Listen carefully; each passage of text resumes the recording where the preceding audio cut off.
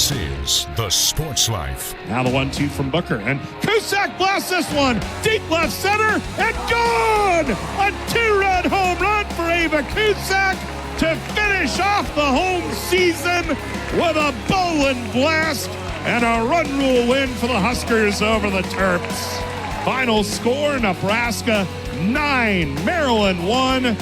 The Big Red Brooms come out again. And welcome in to the Sports Life. We'll team in here along with Dalton Shetler, the call by Nate Rohr.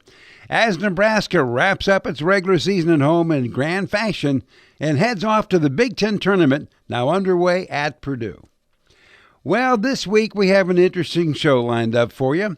Jim Miller's going to rejoin us. We're going to talk a little NFL draft again and kind of put a bow on how it all pertains to the Big Ten. Now, that's going to be a lot of fun to catch back up with Jim once more, but also somebody with a pretty big scoop at Sportico is Eben Novy-Williams, as he reported that the NCAA is prepared to sell information now to sportsbooks. We're going to dive into that story with him on the show later on, and we're going to take a look now as we're into May and spring football's finished up. Where does the Big Ten stand at the moment with Bill Bender from the Sporting News? Okay, you ready for the sounds of the week? Let's do it. And we started this off with some softball. How about we stay in the spirit of spring sports with some men's lacrosse? And Ohio State ends up winning the lacrosse championship on this side in the tournament title. They defeat Maryland. And, of course, Maryland's been running things in the Big Ten in men's lacrosse for quite some time. But afterwards, this was the interview on the Big Ten Network with Mitchell Pelkey, who's the reporter who played for head coach Nick Myers of Ohio State. They get to have a pretty neat interaction back and forth. Let's have a listen into it. It feels great, Mitchell. Listen, first off, I want to say congrats to Maryland. They've had an awesome year, and I'm sure they're going to make a great run in the tournament. We've been chasing them for 10 years. I mean, they've been the standard in the Big Ten, and so John Tillman, his staff deserve a lot of credit. It was a great battle, man. It was a classic Big Ten battle. We got out to a good start. I think Gannon, that first dodge he had, he got 3 teeth knocked out. You know what I mean? He comes right back, gets in the game, and I felt like that really fired the team up. We got in a little bit of a rhythm, but they punched back. And, it's just like I said, it's a classic Big Ten game.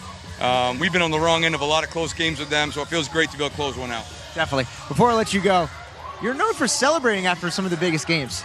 The dance moves we're going to potentially see in the locker room, can you give us a sneak peek? Listen, it's a feel, right? And I think my man Ari Allen's going to take the lead. He's an elite dancer. But anything can happen. Anything can happen. That's Thanks, right. Coach. Go Bucks. Go Bucks! I don't know about you, Dalton, but every coach I ever played for, we always had more fun after I wasn't playing for him anymore. It's so true, but what a cool interaction and experience that is for both of them as part of that. By the way, I hope the guy finds his 3 teeth. Yeah, no kidding. That was just a nugget there on the side. There you go. But let's go ahead and move over to basketball, because you might be thinking to yourself, May? Big Ten basketball? What's the connection? Well, it happened at Carver Hawkeye Arena, and of course we're talking about the Indiana Fever in a preseason game for the WNBA playing against the Brazil national team.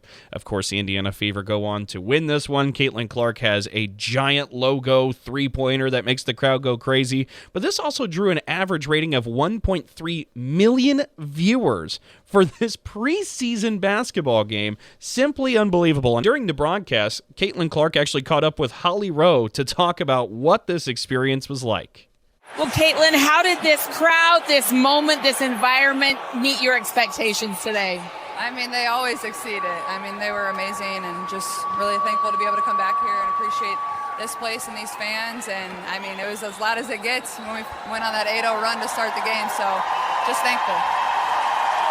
They do continue to show up. How important was it for you to showcase this to your Indiana Fever teammates, that this is special?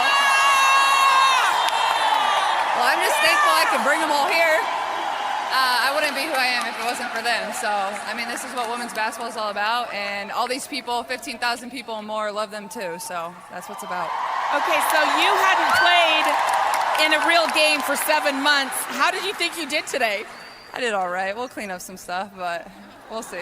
Okay, the one thing you didn't have to clean up, though, was a 36-foot shot. It even exceeded your record-setting shot. What's going through your mind when you pull up in that moment? Well, Steph said, I'm going to take you out, and then it was a 2-for-1 situation, so I knew I could get one up because that means I can get a quick shot up. So I was like, why not? They let me dribble into it, and I always am further back than I actually think, but yeah, happy winning. Caitlin Clark talking to one of the good ones, Holly Rowe.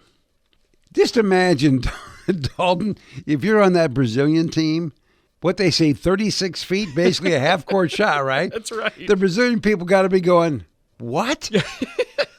How is that possible? So a little fun there as Caitlin Clark returns to Iowa City. Well, when we come back with more of the Sports Life, another visit with Jim Miller as we talk NFL draft. But first, this timeout.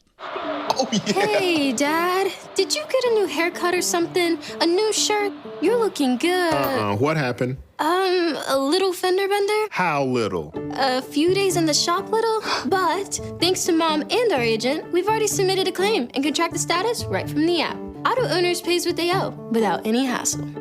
Sounds like simple human sense. I'm fine, by the way. Oh, yeah, I was gonna ask. Ask your independent agent if auto owners make sense for you. Every kid deserves a chance to feel safe, to have their own bed, to be loved and cared for. That's why I love my foster parents. They make me feel like part of the family.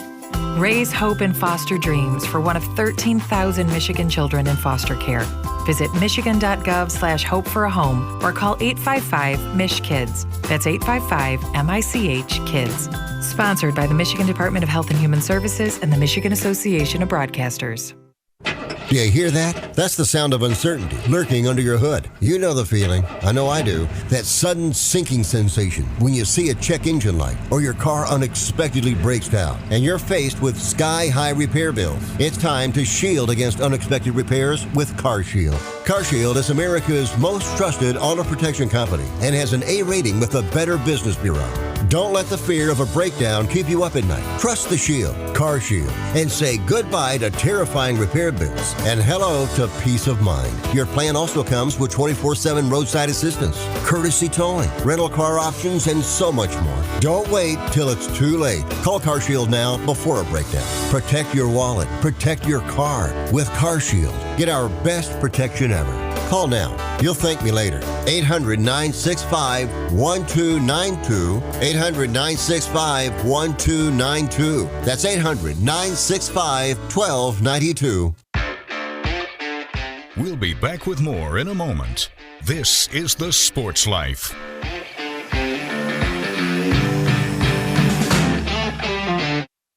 Roxanne Watson is on a mission. Hello, how are you doing today? She wants more people to register as organ, eye, and tissue donors. Are you an organ donor? Yes, I am. Yay.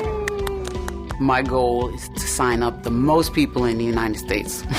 What drives her? Roxanne's own life was saved through the gift of a heart transplant, made possible by an organ donor. I decided that day that I was going to devote myself to the cause of organ donation and signing people up and honoring my donor by doing that. Now she's back to health, and she's a powerful force helping to save lives every day through her work. Imagine what you can make possible by leaving behind the gift of life. 8 people can be helped with the major organs, and up to 50 people can be helped with a little bit of everything.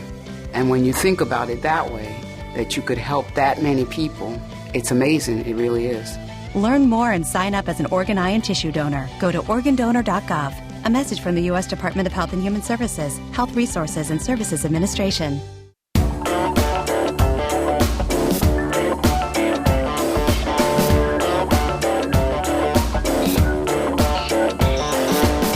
And welcome back for more of the Sports Life. Will Tiemann here along with Dalton Shetler. Well, last week, Jim Miller, former Michigan State quarterback who had a nice run in the NFL for 12 seasons, joined us to talk about the draft and how it looked for the Big Ten, meaning the NFL draft. Okay, well, we've asked Jim to come back again this week because there's still more things to talk about. So, Jim, thanks for joining us again this week. And I thought maybe we could start off by talking about Ohio State. They had 14 picks in this NFL draft. That is a crazy number. And are we getting to the point in time now where realistically the guy with the biggest pocketbook is going to get the most draft picks every year? Yeah, I think that's what's going to happen. I think both the SEC and the Big Ten will be able to, I'll give you a case in point. I interview Jackson Dart of Ole Miss. And obviously Jackson Dart, he's got a winning record in the SEC, and So Arkansas and Lane Kiffin, their head coach, they are playing Arkansas, Ole Miss is.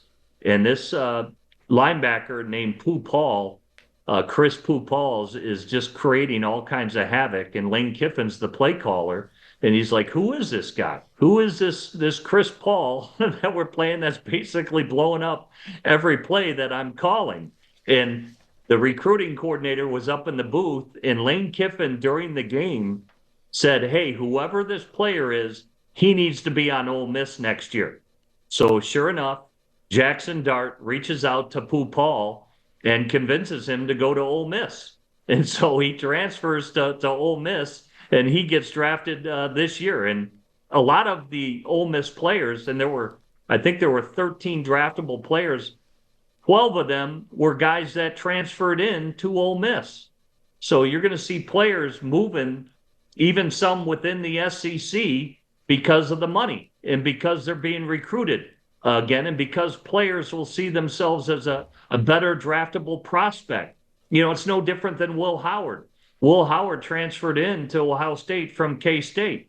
You know, I don't know if he would have done that unless Ohio State reached out to him. Certainly McCord transfers to Syracuse, and then Will Howard's able to find a home there at Ohio State. And sure enough, he gets drafted. He wins the national championship, and he gets drafted by the Pittsburgh Steelers. So I think it's more about opportunity, Will. It's more about opportunity, and players know that if you're in those two conferences, whether the Big Ten or the SEC, that's your best opportunity to find a pathway to the professional level. Well, Jim, as we kind of talk about how things are really changing quickly, especially at the collegiate level, you know, in basketball, we saw this year only 106 players enter the NBA draft, where in years prior it had been 360 plus. Do you see with NIL being an opportunity and a platform option for money for some of these players that maybe less jump to the pros right away? We saw Carson Beck. Obviously, there's different circumstances, right, where he had an injury. He decides, I'll stay in college, transfers to Miami, takes whatever that NIL deal is. Maybe Quinn Ewers would have been better off staying in college than going into the NFL draft this past year. But I'm curious if you think that is something to watch for at the collegiate level that players stay.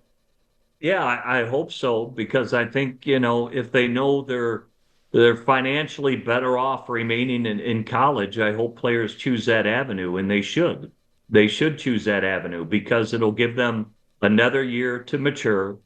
It'll give them another year to really hone their craft at the end of the day and get better, to try and increase their draft status, so to speak. But I honestly think now with NIL, and now that these players can have representation, I think if any player were to not get, say even Shedeur Sanders, if Shedeur Sanders wanted to challenge the NCAA and say, hey, I didn't get drafted as high as I wanted to, and he filed a lawsuit, I bet you he would be able to return to college football if he wanted to. He still had 1 year of eligibility left.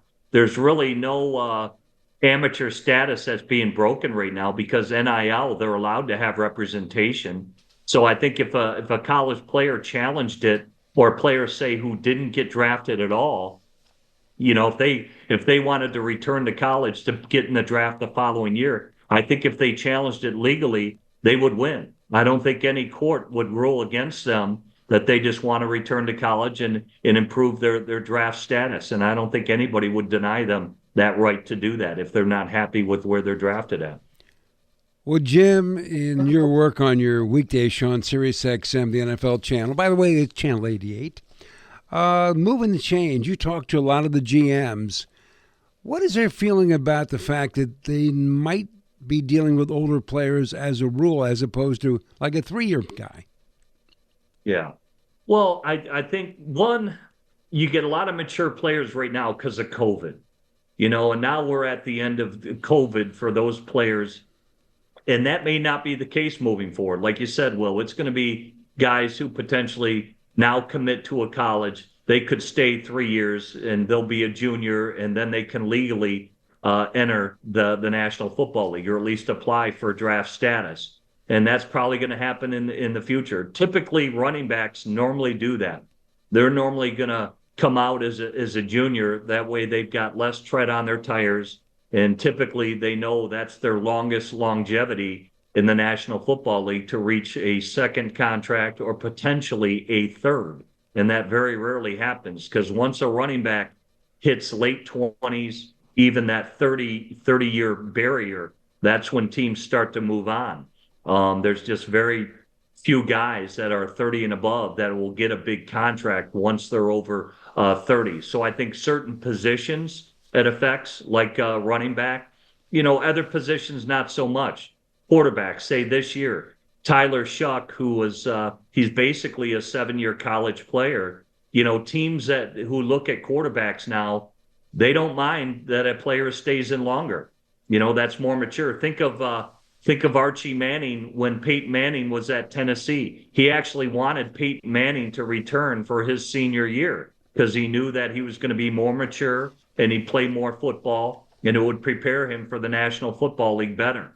So positions like running back and quarterback, I would advise the longer you stay in, the better. Because I think we've seen also recently, when you get quarterbacks that come out that don't have that 30-start line of demarcation, i.e. Anthony Richardson of Indianapolis Colts. He came out of Florida. He only had 13 starts, okay? He is ill-prepared to play pro football, and why they signed Daniel Jones and why they drafted another quarterback to really compete against Anthony Richardson because he really didn't have the experience. And I think that has really shown up so far in his NFL career. Okay, here's the big final. You ready, Jim? Sure. Okay. You covered the draft this year for SiriusXM. 257 people were selected. You called every one of those. How was that?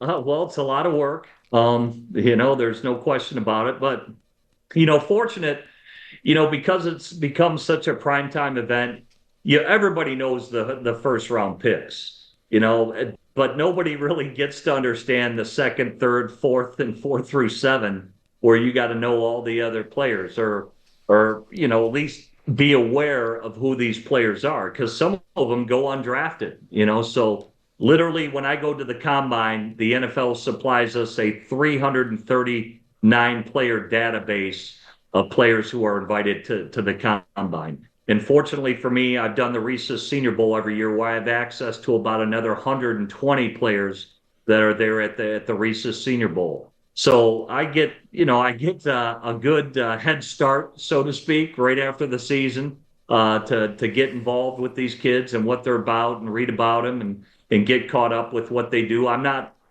perfected on all of them, but I've got a gist of what they're about and what their story is and where they come from and why they should or should not succeed of where they get drafted. And plus, it's a lot of pounding the pavement.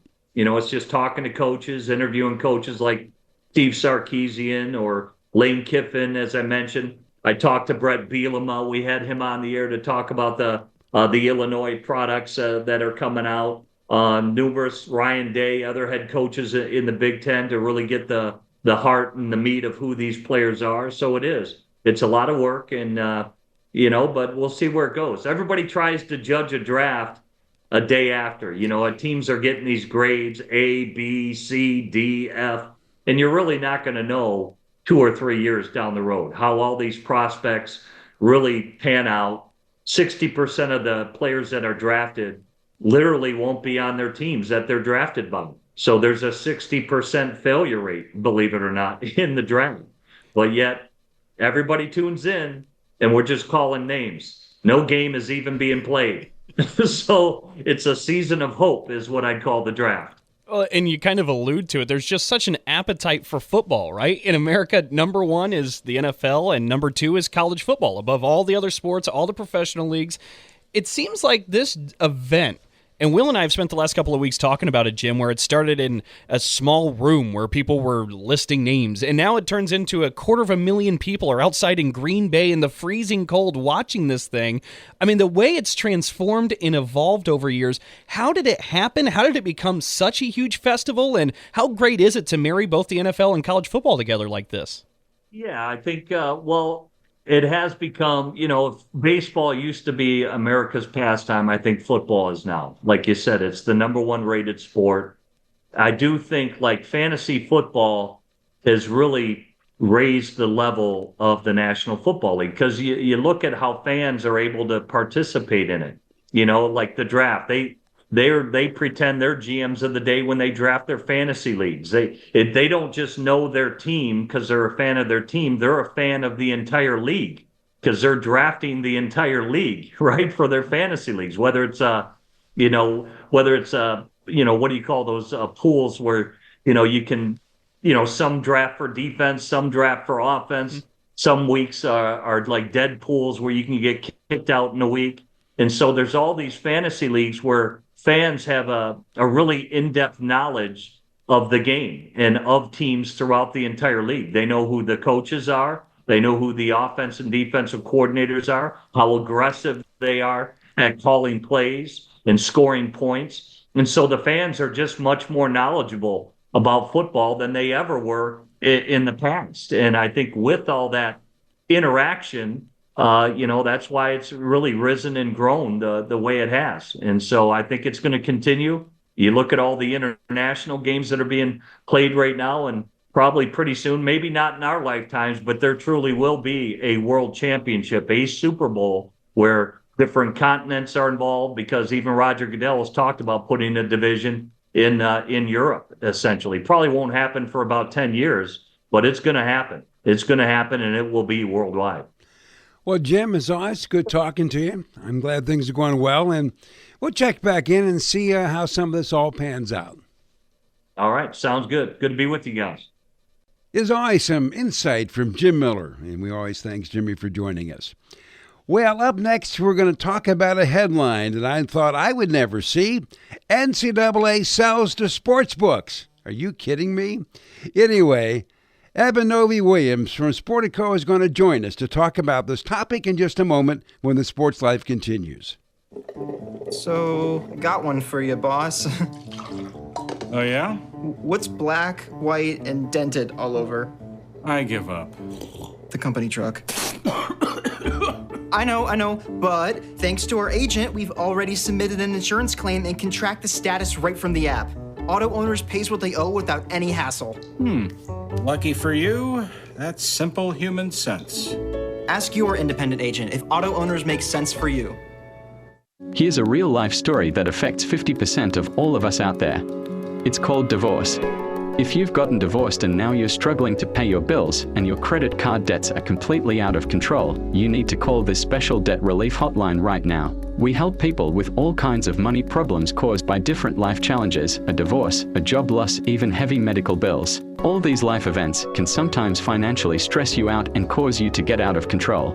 We help people get their lives back by showing them ways to consolidate and reduce their debt, in some cases for a fraction of what they owe. If your credit card balances are more than $10,000, call us and learn how to reduce your credit card bills and monthly payments now. Here's our number. Paid for by Debt.com. Call now, 800-810-1584, 800-810-1584, 800-810-1584. That's 800-810-1584.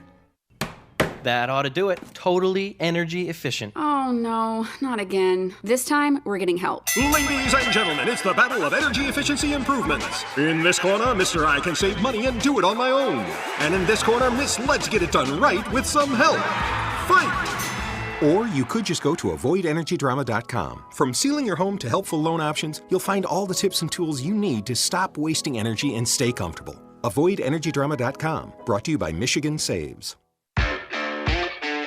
We'll be back with more in a moment. This is The Sports Life.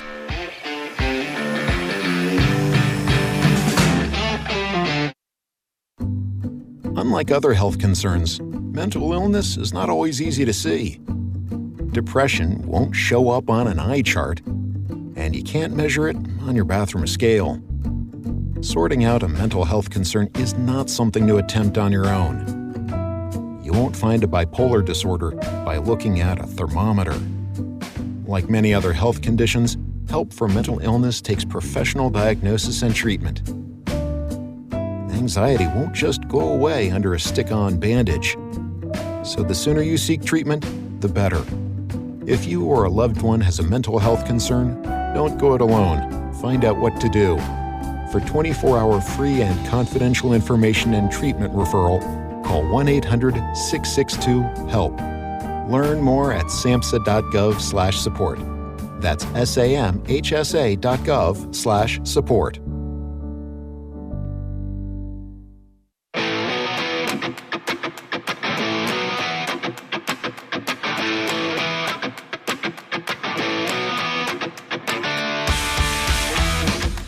And welcome back for more of the Sports Life. Will Tiemann here along with Dalton Shetler. Well, the landscape of college football is different. It changes almost every day. And joining us now on the show, Eben Novy-Williams from Sportico. And we've asked Eben to join us to talk today about something that's really strange, especially for those of us who have been around a while. And that thing is betting and how it is affecting college sports, and now how the NCAA is almost embracing it. So with that, Eben, thanks for joining us. And I guess I'm going to start off by saying, can you ever believe that the NCAA would sell gamblers information? Thanks for having me, guys. And yes, I think the answer is I could believe it. And in some ways, I'm kind of surprised it took this long. Just to catch listeners up on a little bit of the history, for a very long time, the driving force behind preventing more widespread legal sports betting in the U.S. was the major U.S. leagues and the NCAA. They had joined together for decades, essentially fighting New Jersey and other states and other advocates who were looking for more states to legalize it. And then in 2018, when the Supreme Court struck down the federal ban, all of the professional leagues very quickly turned their opinion around. And you very quickly saw the NBA and the NFL and the NHL signing commercial deals with sportsbooks, signing data deals with data companies. You saw the ads running in their games. And the NCAA for 7 years held the line very firm. And new President Charlie Baker was very outspoken about the ways in which he thought legal sports betting was damaging both for the athletes themselves and for college sports. There were a few universities that signed deals with sports books, and then all of them unwound them after public pressure. So for a while, college sports was kind of the last bastion of big time U.S. sports that was holding on against sports betting. And as you hinted at earlier this month, a couple weeks ago, Genius Sports and the NCAA teamed up to essentially start selling NCAA data directly to sportsbooks. So this is the first way in which the NCAA is going to be directly sharing in revenue from sportsbooks. I think there's quite a bit that's interesting to follow up on this, Eben, but one thing I wanted to come back to, and you talk about with Genius Sports, you talk about with the NCAA, this goes through selling information from championship events, right? Men's, women's basketball tournaments, some different things, but only if the betting options deemed safe. If they are deemed risky, they are prohibited. That seems kind of like an odd umbrella. What would be an example of the prohibited material?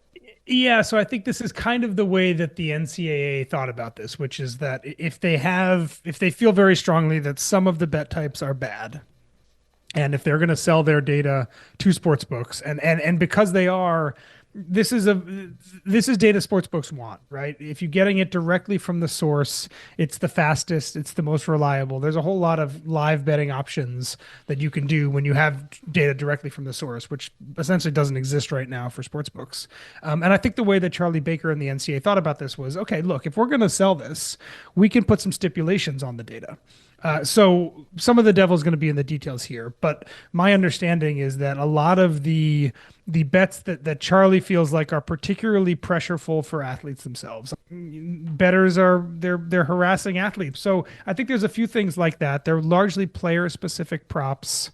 They're largely easy, small things that are potentially easily manipulated, or athletes can be pressured into manipulating on behalf of somebody else. Those are the things I think that the NCAA is going to say, look, if you're getting our fast data, you're getting the most reliable, best data stream to create your markets, there are some bets that you're just not allowed to offer. Eben, every time somebody makes a new move, whatever the direction, there's always this little phrase, unintended consequences. What could happen with this one? I mean, I think this is the thing in some ways that the NCAA is trying to avoid, both by doing a deal like this and also by not particularly talking about this deal all that much. Look, I think anytime you are a league and you are embracing sports betting more closely in any capacity, I think that opens you up to a subset of fans who really dislike the way that sports betting has come to take over so much of the coverage and discourse about sports. 5 or 6 years ago, you could watch all of these sports on television and gambling was almost never referenced at all. Now it's essentially impossible to avoid. You see the spreads on chyrons all the time. You hear announcers talking about the spread openly. There's so many commercials, depending on where you live. There's so many commercials for sports betting. Yeah, there's a lot of fans out there who feel like, yeah, this is too much, and I don't want leagues participating in this. The second thing, I think, is maybe the more important concern, Will, is that at some point there's going to be a big college sports betting scandal.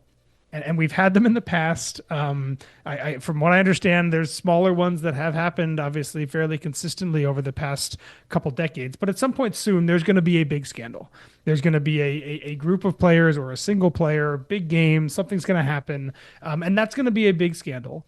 And it's harder for the NCAA to cry victim in that world. It's harder for them to come out and speak very vociferously against it when they have sports betting data deals, right? If they ever do an official sports book of the NCAA. And we've seen this in professional leagues, right? When the NBA, Jonte Porter, who was suspended because he was betting on his own props during games, there was a lot of people who were criticizing the NBA in this as well, saying, look, this is what happens when everything you do now revolves around sports betting. It's a natural consequence to think that at some point a player is going to do something that you don't want him to do because it is so ever present. So I think that's the concern if you're the NCAA, is that at some point there's going to be a sports betting scandal in college sport. We've had a few, right? Alabama baseball being one in the last couple of years. At some point there's going to be a very high profile one. And it makes the NCAA's position, I think, a little bit harder if they have a number of commercial deals in sports betting, as opposed to the way it was a year ago when they were very vociferously hands off, making no money off of the endeavor. Well, that's one of the things I find really interesting is I remember towards the tail end of the college basketball season seeing some PSAs about how student athletes have been dealing with harassment and the importance and kind of patrolling some of that behavior. And look, I mean, I think we're all a little hypocritical to certain extents, right? So, but now the NCAA kind of has to play this dance. But you talk about maybe a giant scandal one day looming over in the future and kind of foreshadowing. You talk about the abuse that student athletes take from different people. What is the largest concern the NCAA has with dipping its toe in these waters? I think it's these two, and I don't know exactly how Charlie would order it. I think if you, and I do think they're related in some ways. There's no question that the online vitriol that athletes get right now is extremely damaging. It's bad for players' mental health. It's scary, right? In some instances. I think you could also argue that this existed long before sports betting was widely spread, right? There are myriad college football kickers in the past 15 years who have missed very important kicks and then turned to Twitter or turned to Facebook and seen death threats and disparaging messages from fans and things like that. So in some ways, does sports betting made that worse? Probably. But it is not like kids were immune from getting harassed online before sports betting was so widespread.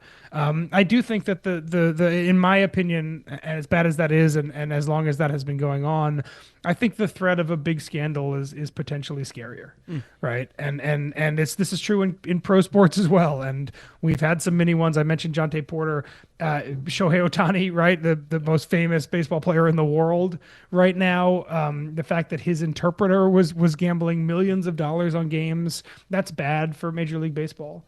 But at some point, there's going to be a big name or a big game. Something is going to happen that reveals something not on the up and up, and that comes to essentially an integrity of the game concern. And there's a chance that when that happens, guys, that no one's going to care.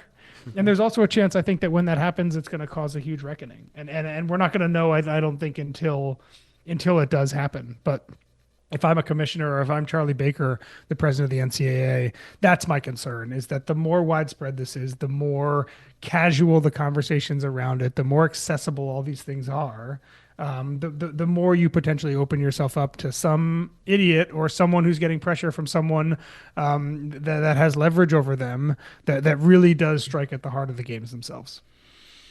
Eben, what got us to where we are today? I mean, the landscape has changed so quickly. Yeah, I think it's money is the easy answer, right? I think, and I don't know if you're talking specifically about sports betting or just broadly what's happening in college sports, but yeah, I would say that the major changes happening in college sports and this gambling thing, I think, is a small piece of what is a much larger tapestry. Is two things. It's money and it's the reform movement around athletes and the final gradual acceptance of powers that be that athletes have been illegally undercompensated over the past few decades and now need to share more and more in the money that gets generated. And a very haphazard way of coming to that realization that has left state by state rules and school by school rules and conference by conference rules in a way that is just so slapdash and haphazard that it has created a lot of chaos. But yeah, I think it all comes down to money. It comes down to the money that was not given to players as these college sports enterprises turned into billion-dollar businesses. And it also is the money that schools are now realizing that they can capitalize on, untapped dollars, if they do more commercial deals in sports betting, or if they do a different TV deal, or if they dynamically price their tickets, or if they do a private equity deal to bring hundreds of millions of dollars in cash on board with a single pen stroke. Yeah, I think the underlying thing here is the money itself. Eben Novy-Williams from Sportico, thank you so much for joining us. Thanks, guys.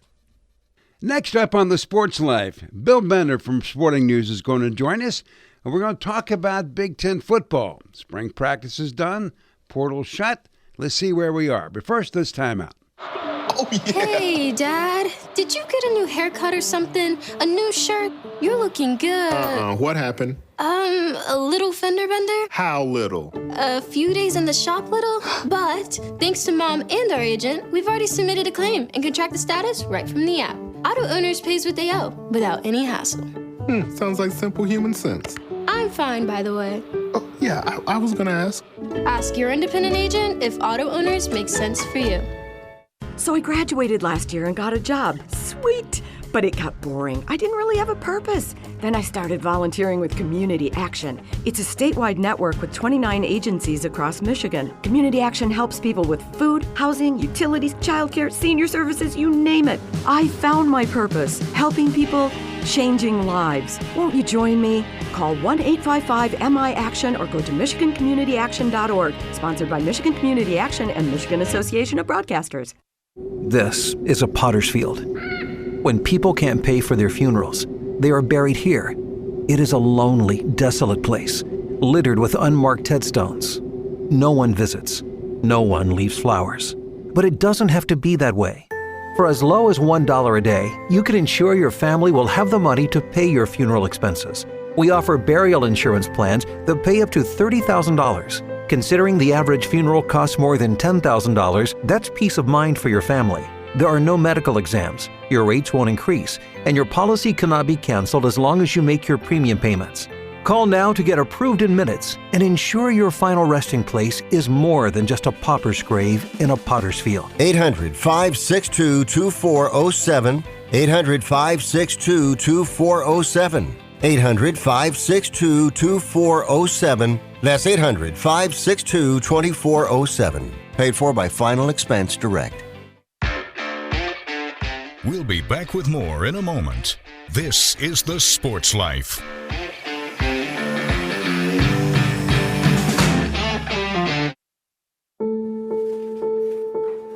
We all make choices. When it comes to alcohol, kids make choices whether to drink or not. Bye, Dad. Bye-bye. Remember, I'm going to Alex's party tonight and sleeping over. Hey, have a seat for a second. Remind me about that party again? Alex is just... And adults make choices whether to talk about it. That's true of parents and every other trusted adult in a kid's life. Kids want to know our expectations when it comes to alcohol and other drugs. They want guidance and honest answers to their questions. And it makes a difference when the message is consistent and part of everyday conversations. So talk with your kids and help lead them on a positive path. Because when you talk, they hear you. For more information about talking with your kids about underage use of alcohol and other drugs, visit underagedrinking.samhsa.gov.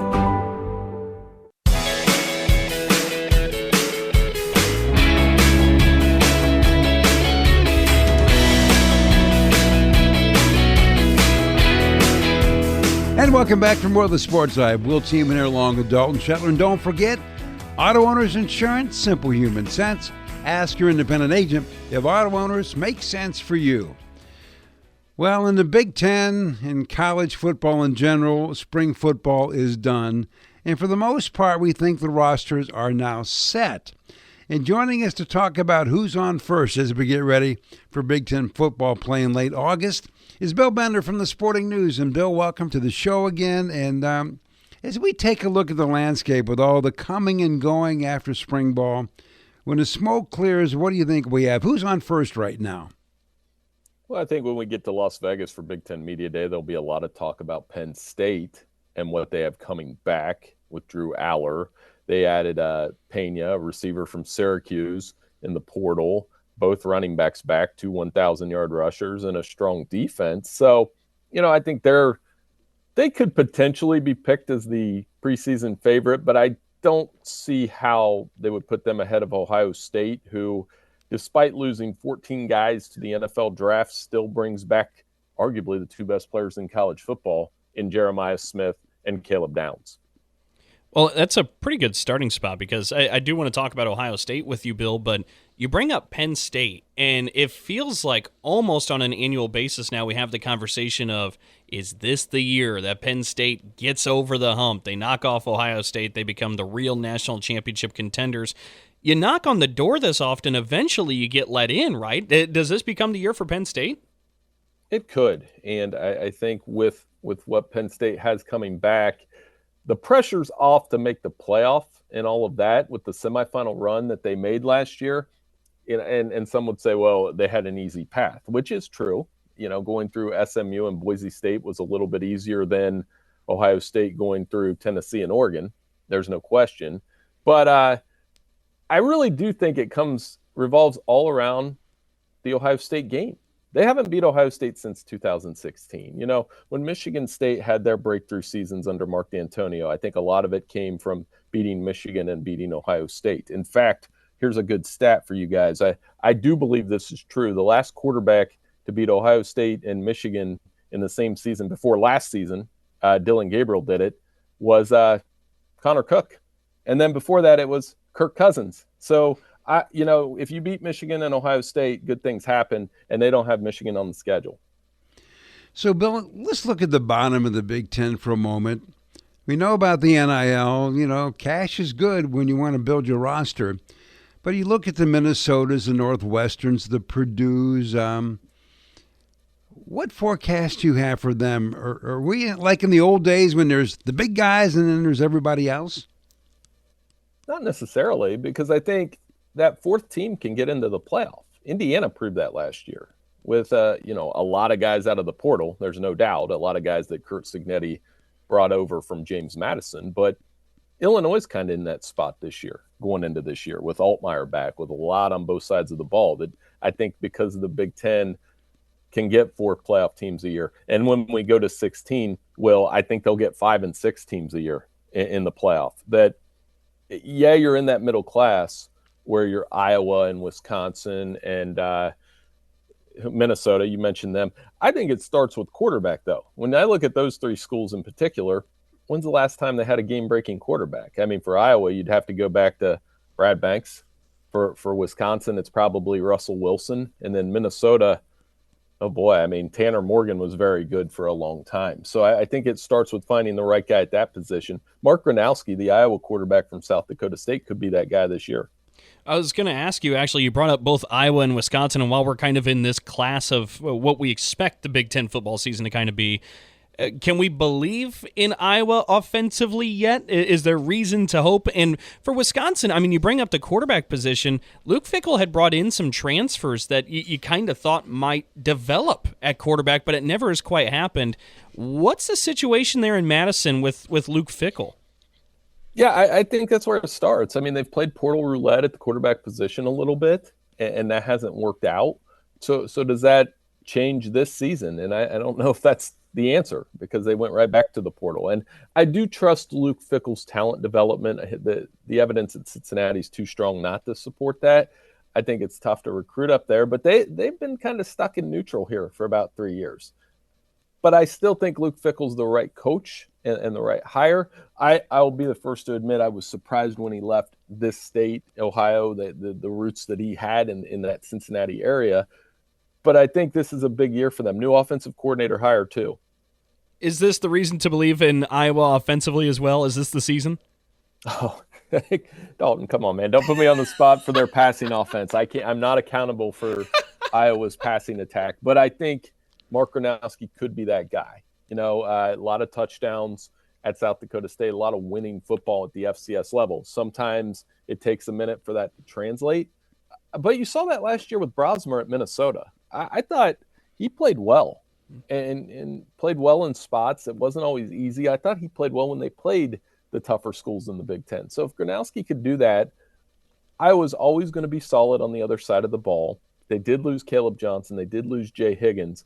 But they could be that team that maybe takes a run. Because I think over the years, we've figured it out. We know what we're going to get with Iowa. They're a pretty solid team, but they do need to pass the ball better. Southern Cal, one of the new Big Ten members, historic program, great history, and losing a Big Ten record last year. And they've been stuck in neutral a little bit lately. What do you think is going to happen over there? This is a telling year. I give them some benefit of the doubt for last year, and I wonder how much different their season would have been had they beat Michigan and just closed that game out in Ann Arbor. A lot of travel that they had to get used to. Quarterback situation wasn't great. Jordan Mailata is an interesting guy for them, though. And I think Lincoln Riley kind of trusts how he develops quarterbacks. He did play well toward the end of the season. They do need to play better defense. That's always part of the conversation when we talk about USC. But in terms of getting used to the surroundings, when you see all this realignment, Will, whether it's USC in the Big Ten, I guess this is not the greatest point in the world after what Arizona State did last year in the Big 12. But in general, when these teams move to another conference, it takes a year or two to get used to your new surroundings. When's the last time USC went to Ann Arbor or went to Rutgers, places like that? It takes a minute. I'll take you across town, Bill. How about UCLA? Because the Nico show ends up finding its way to Westwood. What do the Bruins look like under Deshaun Foster? Well, that's what I want to find out. A lot of the spring was centered around Nico Iamaleava and how he left Tennessee and the collective and everything that went down there. UCLA should be better at football, and they're in a great spot. I mean, I always make the joke. I walked around UCLA's campus once, and I'm like, why didn't I go to school here? The weather's nice. The surroundings are amazing. The ocean's right over there, and I'm in probably the best part of the city in a lot of ways. So, but it hasn't translated to the football program, which is amazing to me because they have a ton of talent in California. So I do think Deshaun Foster gets it, though. When he played there, they were pretty good. They beat Ohio State when he was there. And, he's trying to get that going. Nico is a top third quarterback in the Big Ten. You can make the argument he's second or third best quarterback in the conference coming into this year. But how does that work? And with Dalton, how much pressure is going to be on him this year? That's the other thing to keep in mind. I mean, after what he pulled at Tennessee, he's not going to have like a fan club outside of UCLA. Well, Bill, no doubt Indiana was the Cinderella story within the Big Ten, maybe the nation. What they did last season, can they do it again? Well, they've got some good pieces back. Fernando Mendoza comes over from Cal in the transfer portal.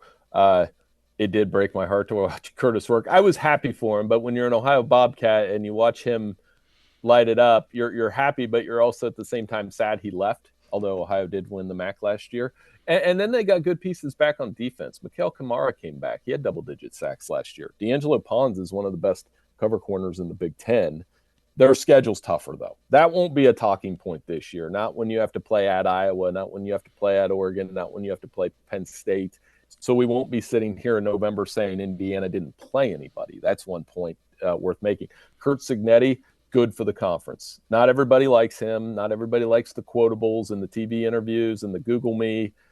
But I would argue that having coaches like that in the Big Ten, it's good for the conference because it gets people talking about college football.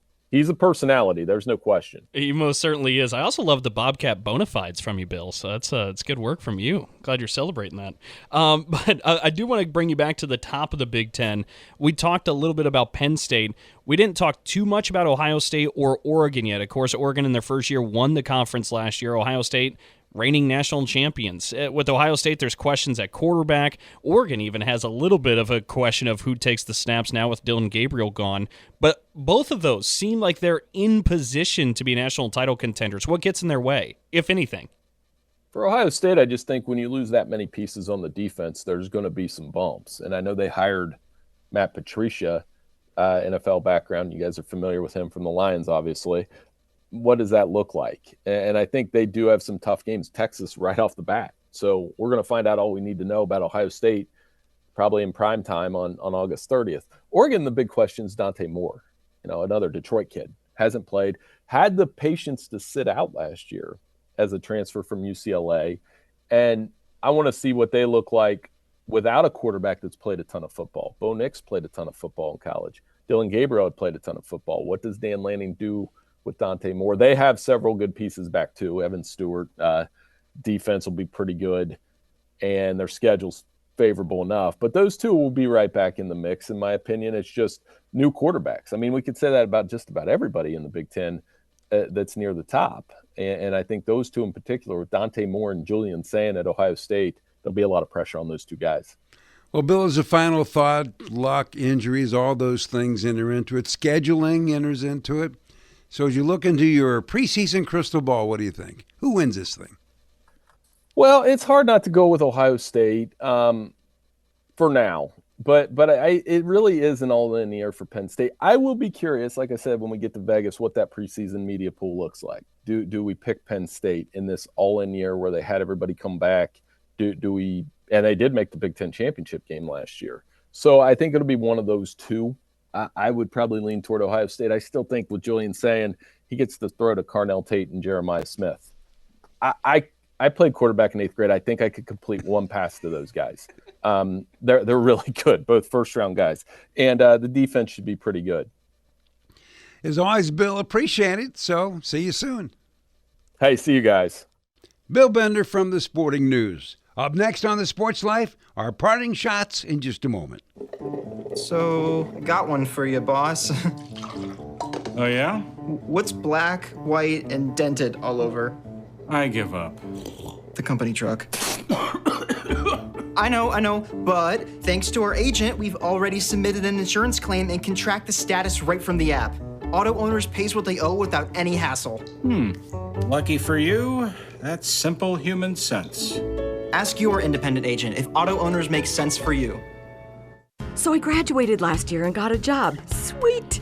But it got boring. I didn't really have a purpose. Then I started volunteering with Community Action. It's a statewide network with 29 agencies across Michigan. Community Action helps people with food, housing, utilities, childcare, senior services, you name it. I found my purpose, helping people, changing lives. Won't you join me? Call 1-855-MI-ACTION or go to MichiganCommunityAction.org. Sponsored by Michigan Community Action and Michigan Association of Broadcasters. If you have diabetes, listen up. If you have insurance, you can qualify for a continuous glucose monitor. With a CGM, you can continuously track your levels and trends and spend more time in range, significantly lowering your A1C. More importantly, a CGM eliminates the one thing most people with diabetes hate: painful finger sticks. Order your new continuous glucose monitor today. If you use insulin and if you've seen your diabetes care provider within the last 6 months, months, you may qualify for your own CGM right now. We'll do all the insurance paperwork and deliver your new CGM at little or no out-of-pocket cost to you. Medicare and most insurances will cover your CGM, so don't wait. Have your insurance handy and call the Aptiva Medical CGM Health Hotline right now. 800-948-6912. 800-948-6912. 800-948-6912. That's 800-948-6912. We'll be back with more in a moment. This is The Sports Life.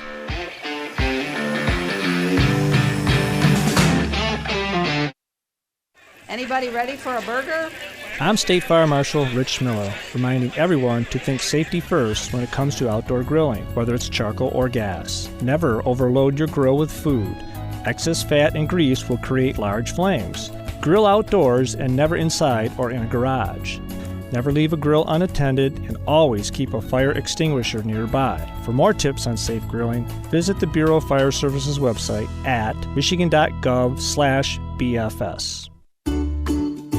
Medicaid and CHIP offer free or low-cost health coverage for children and teens. Hospital and doctor visits, prescriptions, shots, and more are covered. That's peace of mind for parents if a child is sick or gets injured. And parents may now be eligible for Medicaid too, even if they've applied in the past. Enrollment is always open. Visit insurekidsnow.gov or call 1-877-KIDS-NOW. Paid for by the U.S. Department of Health and Human Services.